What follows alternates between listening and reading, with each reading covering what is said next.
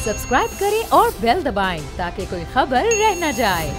एक corporate sector में काम करना एक फीमेल के लिए, बीइंग अ फीमेल, कितना प्रॉब्लमेटिक होता है, कितनी मुश्किलात का सामना करना पड़ता है, कितनी डिस्क्रिमिनेशन का सामना करना पड़ता है मेल साइड से। आई थिंक सबसे बड़ी जो बात आती है वो थोड़ी सी ईगो की आती है।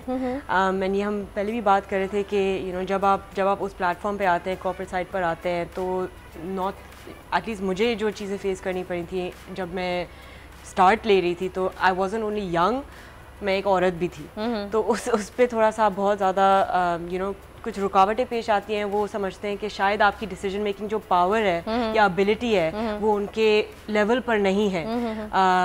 हालांकि ये बात बिल्कुल सही नहीं है, क्योंकि आपकी एजुकेशन भी वही है, आपका एक्सपीरियंस भी वही है। और ये कभी रुकावटें मुझे जो नज़र आती हैं ये कभी मर्दों को नहीं फेस करनी पड़ती।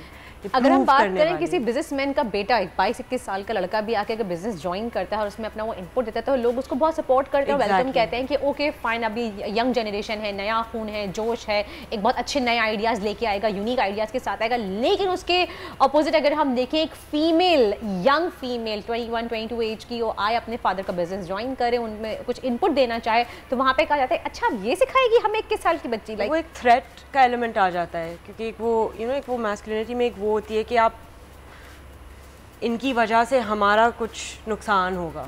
तो ये आज भी हम ये फेस कर रहे हैं कॉर्पोरेट सेक्टर में। अगर हम बात करें कॉर्पोरेट सेक्टर की, वहाँ पे हम कहते हैं कि जी, जहाँ पे हम देखते हैं कि बहुत सी बड़ी बड़ी कंपनीज की सीईओ हैं और बहुत ही अच्छे एक लेवल पे ख़वातीन काम कर रही हैं, वहाँ पे भी काफ़ी कितनी डिस्क्रिमिनेशन को फेस करने के बाद वो इस लेवल पे पहुंची होती है। इससे ज़्यादा रिस्पेक्ट आपकी बढ़ती है जब वो उन पोजीशंस पर आती हैं, क्योंकि आपको पता है कि उन्होंने किन किन रुकावटों का सामना करके वो उस लेवल तक आई हैं। सब्सक्राइब करें और बेल दबाएं ताकि कोई खबर रह न जाए।